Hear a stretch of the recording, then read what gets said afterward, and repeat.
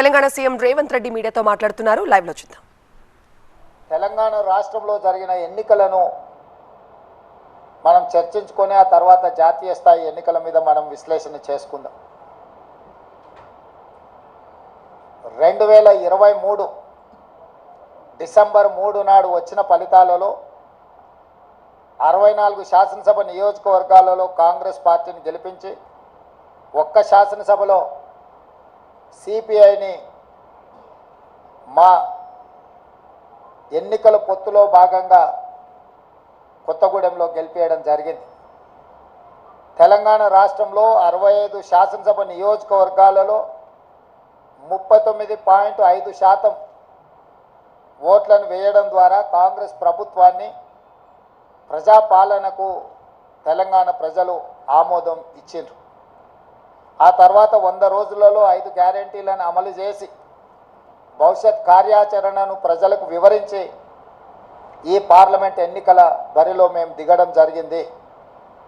ఆనాడు ఎన్నికల బరిలో దిగినప్పుడే విస్పష్టంగా పత్రికా సమావేశాన్ని ఏర్పాటు చేసి బహిరంగ సభలలో కూడా ప్రజలకు మేము చెప్పడం జరిగింది.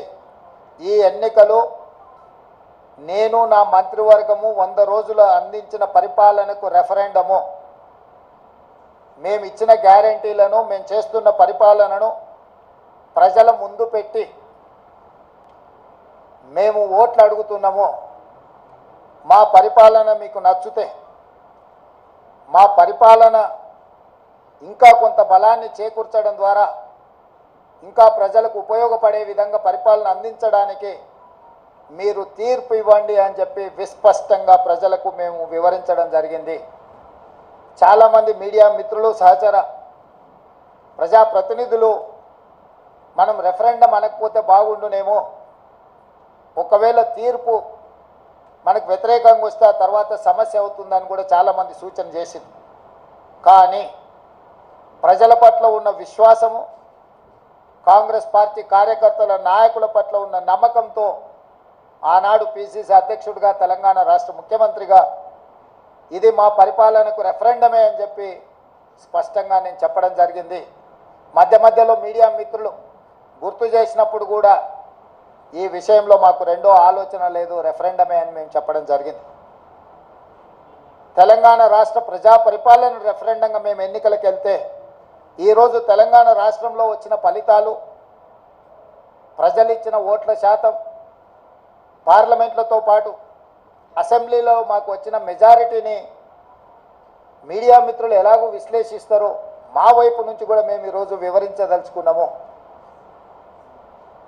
జరిగిన పార్లమెంట్ ఎన్నికల్లో 17 పార్లమెంట్లకు సంబంధించి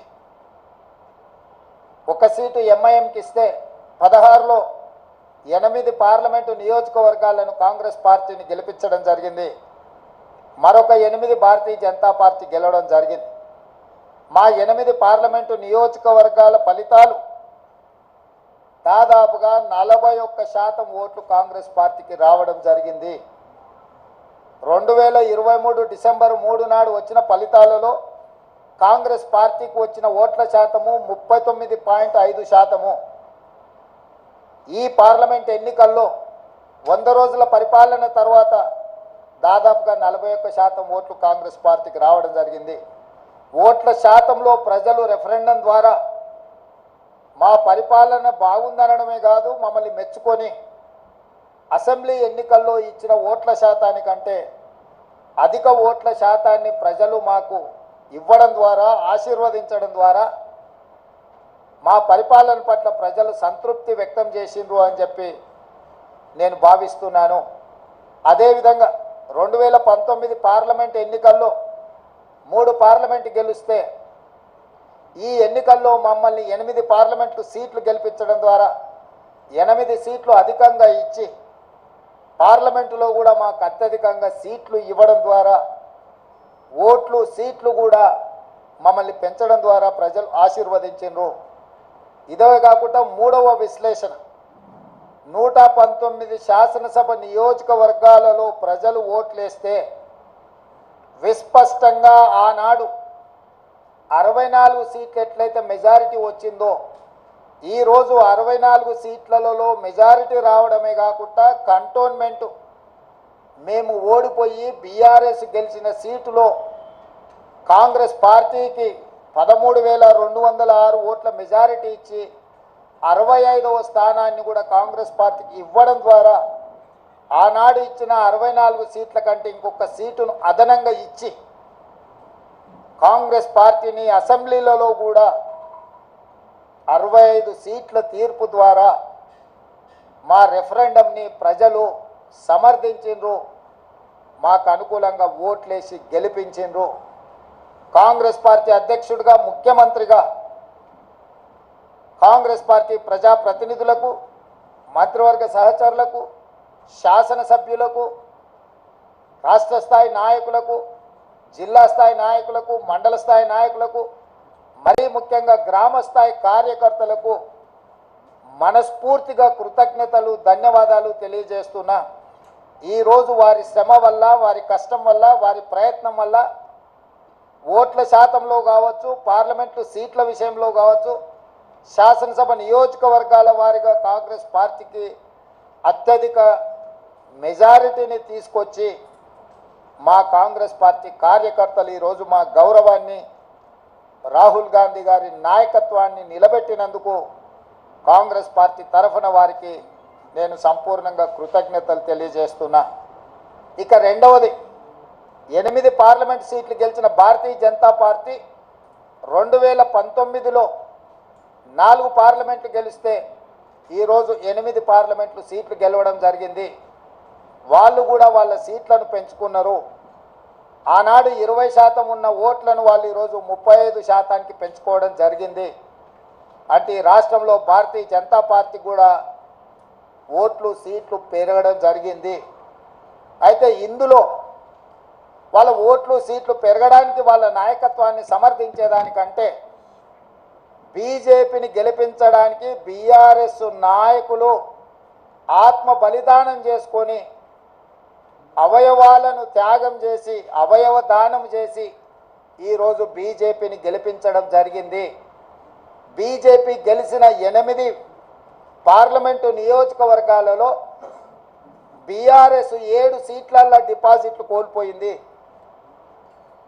ఆదిలాబాద్ కావచ్చు, నిజామాబాద్ కావచ్చు, కరీంనగర్ కావచ్చు, మల్కాజ్గిరి కావచ్చు, సికింద్రాబాద్ కావచ్చు, చేవెళ్ళ కావచ్చు, మహబూబ్ నగర్ కావచ్చు, ఈ 7 పార్లమెంటు నియోజకవర్గాలలో బీఆర్ఎస్ డిపాజిట్లు కోల్పోయి బీజేపీని గెలిపించడం ద్వారా బీఆర్ఎస్ నాయకులు ఆత్మ బలిదానం చేసుకొని అవయవ దానం చేసిండ్రు బీజేపీకి. ఈ విషయం నేను ఈరోజు చెప్పడం లేదు. ఎన్నికల ప్రక్రియ మొదలైనప్పుడే స్పష్టంగా పార్లమెంటు నియోజకవర్గాల వారిగా బలహీనమైన అభ్యర్థులను పెట్టి బీఆర్ఎస్ శ్రేణులను బీజేపీకి పని చేపిస్తున్నాడు చంద్రశేఖరరావు అని చెప్పి నేను స్పష్టంగా నిర్దిష్టమైన ఆరోపణ చేసిన. నేను నిర్దిష్టమైన అంశాలను ప్రస్తావించినప్పుడు బీఆర్ఎస్ నాయకులు వితండవాదం చేసిండ్రు, నా మీద వాళ్ళు మాటల దాడి చేసిండ్రు. ఇవాళ ఇంకొక విషయం, అత్యంత కీలకమైన అంశం నేను ఇప్పుడు ప్రస్తావించదలుచుకున్నా. 2001లో తెలుగుదేశం పార్టీకి రాజీనామా చేసి చంద్రశేఖరరావు గారు సిద్దిపేటలో శాసనసభ్యుడిగా పోటీ చేసినప్పటి నుంచి 2023 డిసెంబర్ వరకు సిద్దిపేట శాసనసభ నియోజకవర్గంలో ఏ రోజు కూడా 25-30 వేల మెజారిటీ నుంచి 1,25,000 మెజారిటీ వరకు ప్రతి సందర్భంలో అది చంద్రశేఖరరావు గారు కావచ్చు, లేకపోతే హరీష్ రావు గారు కావచ్చు, లేకపోతే స్థానిక సంస్థలు కావచ్చు, లేకపోతే పార్లమెంట్ ఎన్నికల్లో కావచ్చు, అత్యధిక మెజారిటీ సిద్దిపేట అసెంబ్లీ నియోజకవర్గంలో బీఆర్ఎస్ పార్టీకి వచ్చింది. కానీ ఈ పార్లమెంట్ ఎన్నికల్లో హరీష్ రావు గారు సిద్దిపేటలో పూర్తి తన ఓట్లను బీజేపీకి బదిలీ చేసిండు. ఇవాళ బీజేపీ రఘునందన్ రావు గారికి 63,000 పైచిలకు ఓట్లు వస్తే బీఆర్ఎస్కు 65,000 ఓట్లు మాత్రమే వచ్చినాయి. ఈరోజు బీఆర్ఎస్ మెజారిటీ సిద్దిపేటలో 2,500 ఓట్లు మాత్రమే. అంటే ఇప్పటి వరకు సిద్దిపేట నియోజకవర్గం మీద పూర్తి ఆధిపత్యాన్ని పట్టును ప్రదర్శించిన బీఆర్ఎస్, కేసీఆర్, హరీష్ ఇద్దరు బీఆర్ఎస్ ఓట్ల మొత్తాన్ని బీజేపీకి రఘునందన్ రావుకు బదిలీ చేయడం ద్వారా ఈరోజు మెదక్లో కాంగ్రెస్ పార్టీని ఒక బలహీన వర్గాల అభ్యర్థిని ఓడించడం జరిగింది. మాకు కేవలం సిద్దిపేటలో వచ్చిన మైనస్ వల్లనే ఈరోజు దాదాపుగా మేము మెదక్ పార్లమెంట్ సీటును ఓడిపోవడం జరిగింది. అంటే బీఆర్ఎస్ను నమ్మి నిలబడ్డ వెంకట్రామరెడ్డిని నమ్మించి మోసం చేయడమే కాకుండా కాంగ్రెస్ పార్టీని ఓడించాలా, కాంగ్రెస్ పార్టీ అంటేనే ఏవగింపు లేకపోతే కోపము ప్రదర్శించి ఆత్మ బలిదానం చేసుకొని అవయవ మార్పిడికి పాల్పడి ఈరోజు బీజేపీని గెలిపించారు. 7 పార్లమెంట్లలో ఆనాడు 37.5% ఓట్లు తెచ్చుకున్న బీఆర్ఎస్ ఈరోజు 16.5% ఓట్లకు పడిపోయింది రాష్ట్ర వ్యాప్తంగా. అంటే దాదాపుగా 22% ఓట్లు బీఆర్ఎస్ ఓట్లు బీజేపీకి బదిలీ చేసిండ్రు. 2023 శాసనసభ ఎన్నికలలో బీజేపీకి 13% ఓట్లు వచ్చినాయి. ఈ పార్లమెంట్ ఎన్నికల్లో 35.5% ఓట్లు వచ్చినాయి. సరిగ్గా బీజేపీ ఓట్లు 22.5% పెరిగితే బీఆర్ఎస్ ఓట్లు 37.5% నుంచి 16.5%కి పడిపోయినాయి అని అంటే సరిగ్గా 21%, 22% ఓట్లు బీఆర్ఎస్ వాళ్ళు బీజేపీకి బదిలీ చేసిండ్రు. తద్వారా 8 పార్లమెంటులల్లా బీజేపీ గెలిచింది. 8 పార్లమెంట్లల్లా బీఆర్ఎస్ డిపాజిట్లు గల్లంతైనాయి. ఒక్క మెదకులో ఓడిపోయిన దాంట్లో మాత్రమే వాళ్ళకి డిపాజిట్ వచ్చింది. బీజేపీ గెలిచిన 8 సీట్లల్లా 7 సీట్లు బీఆర్ఎస్ తన ఉనికిని, తన డిపాజిట్లను కోల్పోవడం ద్వారా బీజేపీని గెలిపించింది.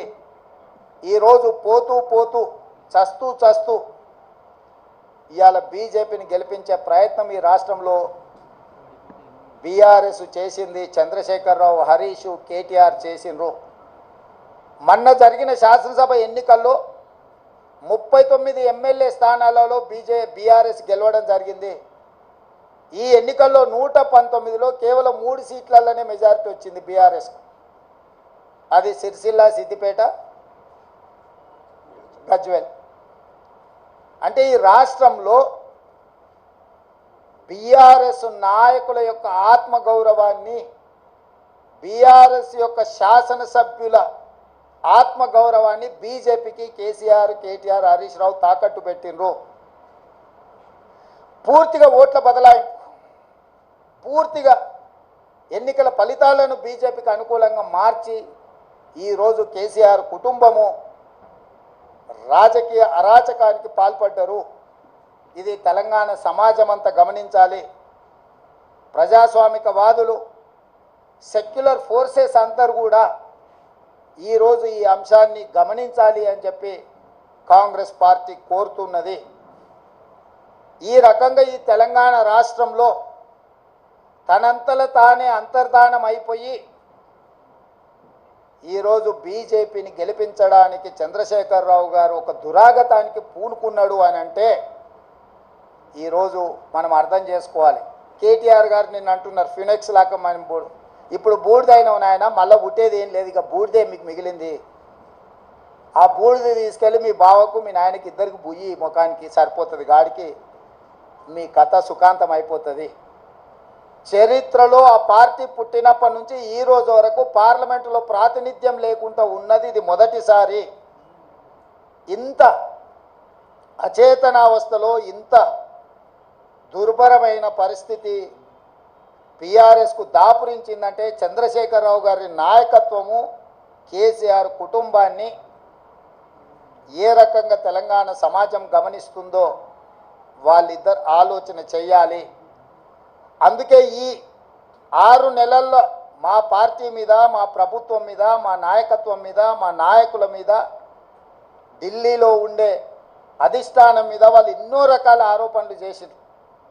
ఈ ఆరోపణల నేపథ్యంలో బీఆర్ఎస్కు ఒక గుండు సున్నా ఇచ్చారు తెలంగాణ ప్రజలు. ఇప్పటికైనా చంద్రశేఖరరావు గారు, హరీష్ రావు గారు, తారక రామారావు గారు ఆలోచన చేయాలి.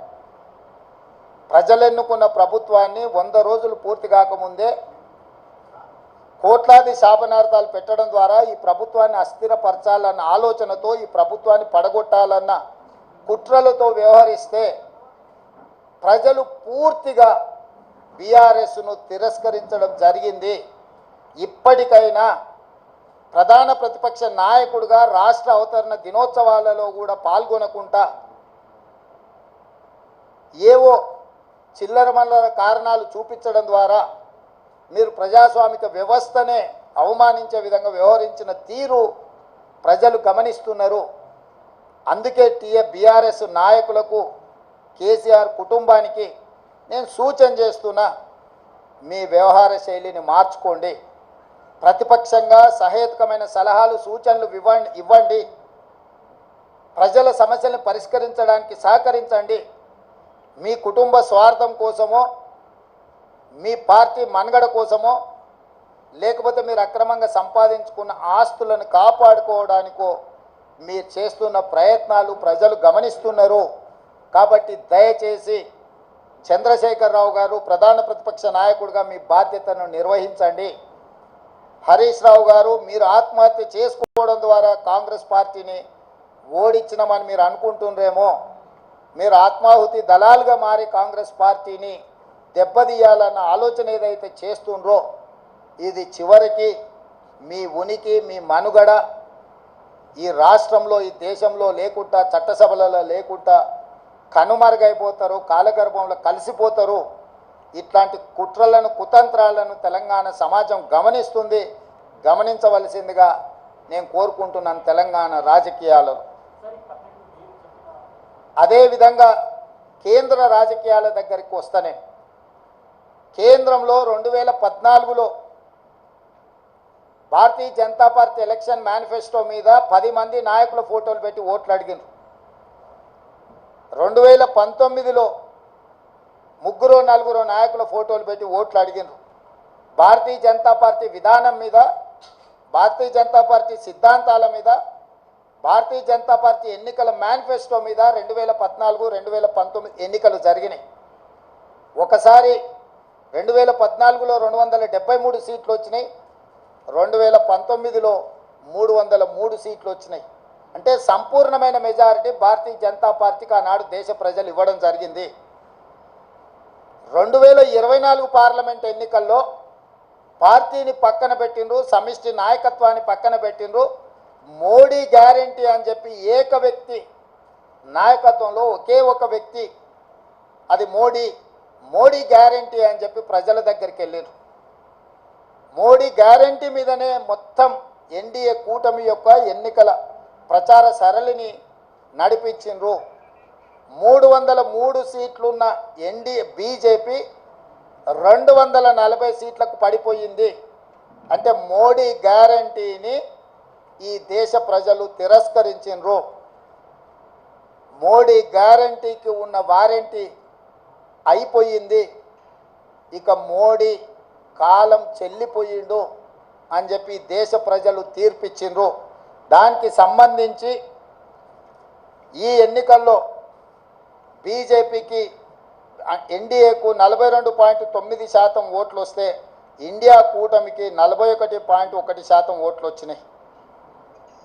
దాదాపుగా సరి సమానంగా ఓట్ల శాతం వచ్చింది. సీట్లు కూడా దాదాపుగా పోటీ పడే విధంగా రావడం జరిగింది. జాతీయ రాజకీయాలలో నా విశ్లేషణ, నా డిమాండ్ ఒక్కటే. మోడీ గ్యారంటీ మీద ఎన్నికలకు వెళ్ళిన భారతీయ జనతా పార్టీ మోడీ గ్యారంటీని ప్రజలు తిరస్కరించారు. మోడీ గ్యారంటీకి ఉన్న వారంటీ పూర్తయిపోయింది, కాలం చెల్లిపోయింది. కాబట్టి ఈ దేశ ప్రజలు మోడీ గారిని తిరస్కరించారు. తక్షణమే నరేంద్ర మోడీ గారు ప్రధానమంత్రి పదవికి రాజీనామా చేసి మళ్ళీ ప్రధానమంత్రి పదవి చేపట్టకూడదు. ఎందుకంటే ఆయన నాయకత్వాన్ని, ఆయనను చూపించే ఓట్లు అడిగినరు. ప్రజలు ఆయన నాయకత్వాన్ని, ఆయన గ్యారంటీని తిరస్కరించారు. కాబట్టి 140 కోట్ల ప్రజల యొక్క తిరస్కారానికి లోనైన నరేంద్ర మోడీ ప్రధానమంత్రి పదవి చేపట్టకూడదు. ఇది 4 కోట్ల తెలంగాణ ప్రజల తరఫున కాంగ్రెస్ పార్టీ నాయకుడిగా నేను డిమాండ్ చేస్తున్నా. సరే, ఎన్డీఏ కూటమిలో ఇంకెవరైతారు? ఎన్డీఏ కూటమికి మెజారిటీ వచ్చినప్పుడు వాళ్ళు ఏం నిర్ణయాలు తీసుకుంటారు పక్కన పెడితే, మోడీ గ్యారంటీ మీద ఏక వ్యక్తి చూపించి మీరు ఓట్లు ప్రజల దగ్గరికి వెళ్తే ఆ ఏక వ్యక్తిని ప్రజలు తిరస్కరించారు. కాబట్టి భారతీయ జనతా పార్టీ నరేంద్ర మోడీ గారిని రాజీనామా అడగాలి, రాజీనామా చేయించాలి. నరేంద్ర మోడీ గారు హుందాగా, విలువలు కలిగిన రాజకీయ నాయకుడిగా, సమాజానికి ఆదర్శంగా నిలబడే వ్యక్తిగా ప్రధానమంత్రిగా రాజీనామా చేసి హుందాగా వారు తప్పుకుంటే వారికి గౌరవం ఉంటుంది. లేదు, నేను ఇట్లనే ప్రధానమంత్రికి కొనసాగుతా, 3వసారి ప్రమాణ స్వీకారం చేస్తా, కుట్రల కుతంత్రాలకు నేను తెరలేపుతా అని నరేంద్ర మోడీ గారు అంటే, వారు చెప్పుతున్న విలువలతో కూడుకున్న రాజకీయాలు చెప్పడానికే తప్ప పాటించడానికి లేదు అని చెప్పి ఈ దేశ ప్రజలు నరేంద్ర మోడీ గారిని తిరస్కరించబోతున్నారు. కాబట్టి భారతీయ జనతా పార్టీ ఇప్పటికైనా ఏక వ్యక్తి అదేవిధంగా అప్రజాస్వామికంగా వ్యవహరించే తీరును మానుకోవాలి. ప్రజలిచ్చిన తీర్పును భారతీయ జనతా పార్టీ గౌరవించాలి అని చెప్పి కాంగ్రెస్ పార్టీ డిమాండ్ చేస్తుంది.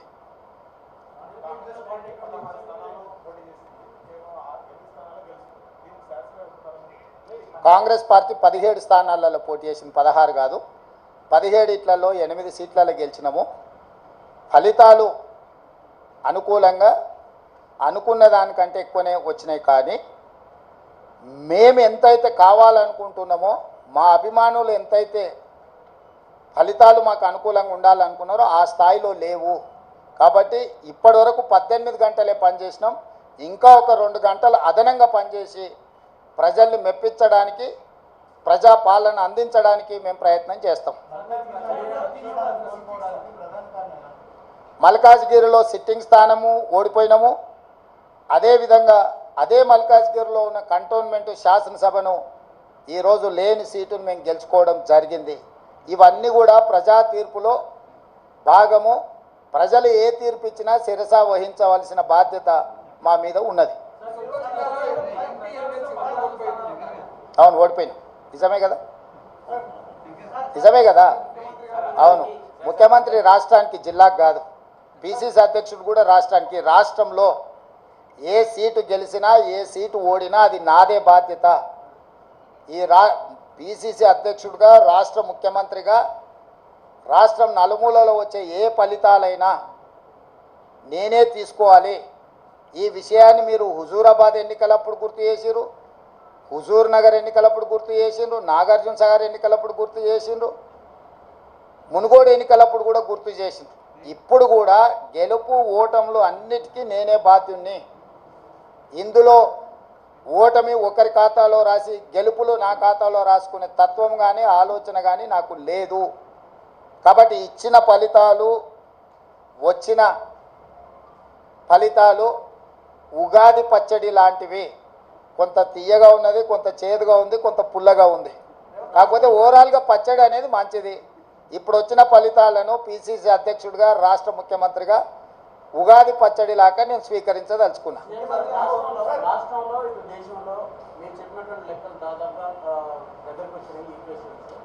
మీరు మరింత ప్రచారం అంటే ఈ రిజర్వేషన్ అంశంలో రాజ్యాంగం సంబంధించినటువంటి అంశం మరింత దేశంలోకి తీసుకెళ్ళకపోవడానికి, తెలంగాణ ఎన్నికలు అయిపోవడానికి మీరు ఇక్కడ ఉండిపోవడానికి కారణం. మీరే అంటారు కదనే, పరిపాలన వదిలేసి ఇతర రాష్ట్రాలు తిరగబోతున్నాడని. వెళ్తే మీకు ఒక బాధ, ఉంటే ఇంకొక బాధ. కాబట్టి నేను రాష్ట్రానికి పరిమితమైన నాయకుడిని. నేను పిసిసి అధ్యక్షుడిని, నేను ముఖ్యమంత్రిని. ఎన్నికల అధ్యక్షుడిగా ఎన్నికలు ఇక్కడనే నిర్వహించిన, ముఖ్యమంత్రిగా నేను ఇక్కడనే ఉండి పరిపాలనను గాడిలో పెట్టే ప్రయత్నం చేసిన. వర్షానికి తడిచిపోయిన ఒడ్లు కొనుగోలు కావచ్చు, లేకపోతే మొలకెత్తిన ఒడ్లను కొనుగోలు విషయంలో కావచ్చు, విత్తనాల విషయంలో కావచ్చు, విద్యుత్ విషయంలో కావచ్చు, అకాల వర్షాలను ఎదుర్కోవడం విషయంలో కావచ్చు, రైతు రుణమాఫీకి సంబంధించిన అంశాలను సమీక్షించడంలో కావచ్చు, రాష్ట్ర ప్రజల యొక్క సమస్యలు పరిష్కరించడమే నా మొదటి ప్రాధాన్యత. నా బాధ్యత రాష్ట్రానికి పరిమితం. రాష్ట్రంలో ఉండే సమస్యలు పరిష్కరించడం, రాష్ట్రంలో ఒక మంచి పరిపాలన అందించడమే నా బాధ్యత అనుకొని ఇక్కడికే పరిమితమైన.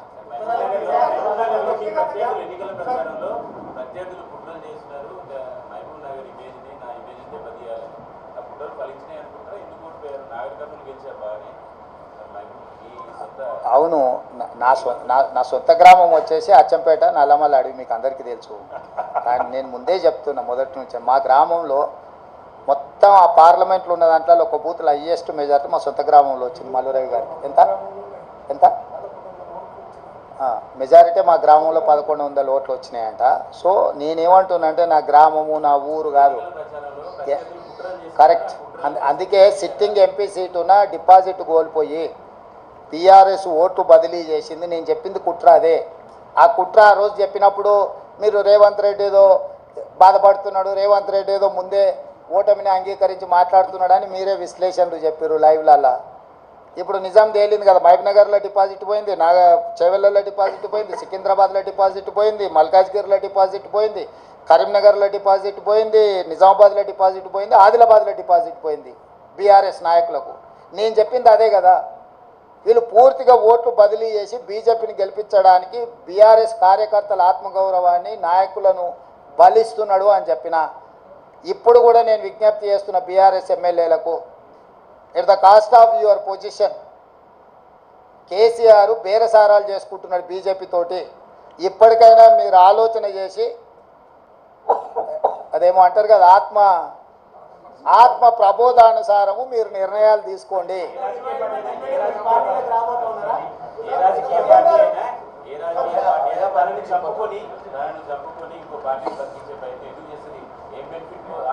ఇక అది కేసీఆరే చెప్పాలి, నువ్వు అడగాలి. కేసీఆర్ అవయవదానం చేసిండు బీజేపీకి. ఆయన ఆత్మహత్య చేసుకోవడం ద్వారా ఆయన కిడ్నీలు, ఆయన కండ్లు ఇవన్నీ మోడీకి బదిలీ చేసిండు. ఆ బెనిఫిట్ ఏందో, బెయిలా లేకపోతే ఇంకేదన్నా అక్రమ సంపాదన అనేది మీరు విశ్లేషించాలి. మీరు ఎందుకు అన్నీ నేనే చెప్తే మీరెందుకు? రఘు చెప్పండి. ప్రభుత్వాన్ని కూల్చే కుట్ర అన్నది ఎలక్షన్స్ ముందు చాలా పెద్ద ఎత్తున చర్చ జరిగింది. మీరు కూడా చాలా బహిరంగ సభలో దీన్ని ప్రధాన అస్త్రంగా వాడుతున్నారు. కేంద్రంలో వచ్చిన ఇప్పుడున్న మెజారిటీ, మీకున్న మెజారిటీ, రాష్ట్రంలో మీకు వచ్చిన సీట్లు, ఇంకా అదే అనుమానంతో డెఫినెట్గా ఆ దిశగా కేసీఆర్ నిరంతరం ప్రయత్నం చేస్తుంటూనే ఉంటాడు. కేసీఆర్ ఉన్నంత కాలము కుట్రలు కుతంత్రాలు ఉండనే ఉంటాయి. ఎప్పటికప్పుడు తెలంగాణ ప్రజలు అప్రమత్తంగా ఉండాల్సిన అవసరం ఉంది. కేసీఆర్ రాజకీయ జూదగాడు. జూదం అనేది కేసీఆర్ మానడు. సర్వం ఒడ్డైనా జూదమే ఆడతాడు కేసీఆర్. రాజకీయ జూదగాడైన కేసీఆర్ తెలంగాణ రాష్ట్ర రాజకీయ ముఖ చిత్రంలో ఉన్నంతకాలం ఈ కుట్రలు కుతంత్రాలు కొనసాగుతూనే ఉంటాయి. అయితే మహారాష్ట్రలో ఇట్లాంటి కుట్రలు కుతంత్రాలతోని శివసేనను, ఎన్సీపీని చీల్చడం ద్వారా, ప్రభుత్వాన్ని ఏర్పాటు చేయడం ద్వారా నరేంద్ర మోడీ గారు ప్రభుత్వాన్ని ఏర్పాటు చేసినా అని అనుకున్నాడు. కానీ మహారాష్ట్ర ప్రజల తిరస్కారానికి గురై ఈరోజు తలెత్తుకోలేని పరిస్థితులు మహారాష్ట్రలో ఉద్భవించినాయి. కాబట్టి తెలంగాణలో నరేంద్ర మోడీ గారు, బీజేపీ ఇదే రకమైన ప్రయోగం చేస్తారా చేయరా చూడాలి. నెంబర్ 1. నెంబర్ 2, ప్రపంచంలోనే అత్యంత అవినీతిపరుడు చంద్రశేఖరరావు అని ఆరోపణ చేసి ఈ దేశంలోనే కుటుంబ పార్టీ, అవినీతి కుటుంబం అని ఆరోపణ చేసింది కేసీఆర్ పార్టీని, కేసీఆర్ కుటుంబాన్ని. వీళ్ళతో బీజేపీ ఎట్లా జట్టు కడుతుంది, ఎట్లా సమర్థించుకుంటారో బీజేపీ నాయకులు ఇప్పుడు ప్రజలకు వివరించాలి. వీటన్నిటి నేపథ్యంలో ఈ అన్నిటిని విశ్లేషించడానికి ఇంకా కొంత సమయం పడుతుంది.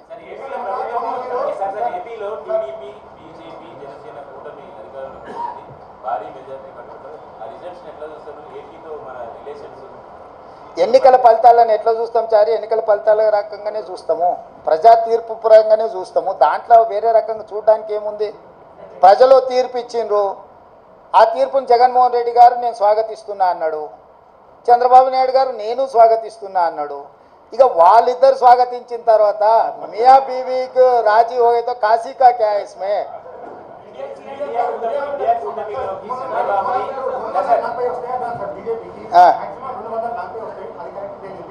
ఇండియాలో ఎవరుంటారు ఎవరు పోతారో అది పార్టీ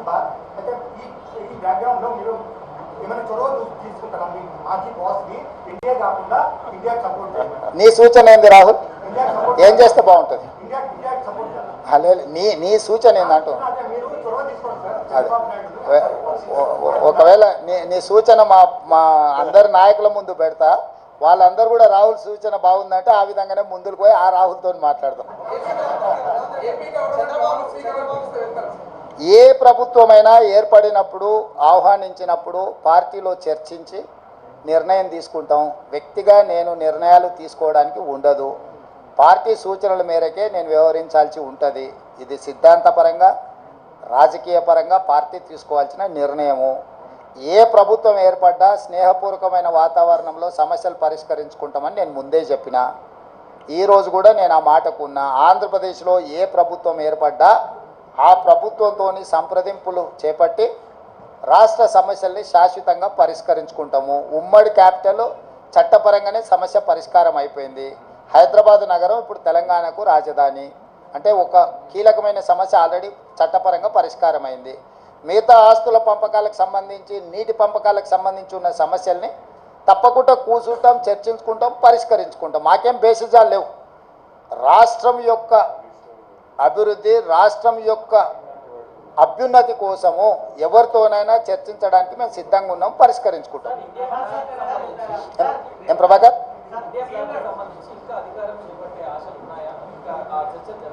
నాకు తెలియదు, నేను ఢిల్లీకి వెళ్ళలేదు. ఇండియా కూటమి ఢిల్లీలో చర్చలు చేస్తారు. మన వాళ్ళు ఎవరైనా ఉంటే అక్కడికి ప్రశ్న అడగమను.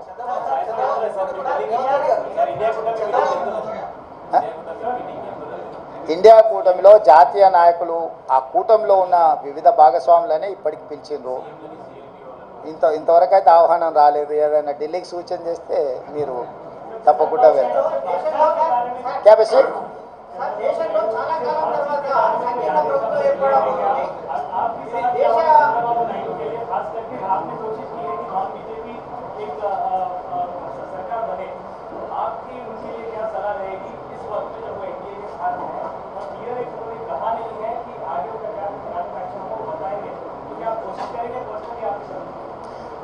जहाँ तक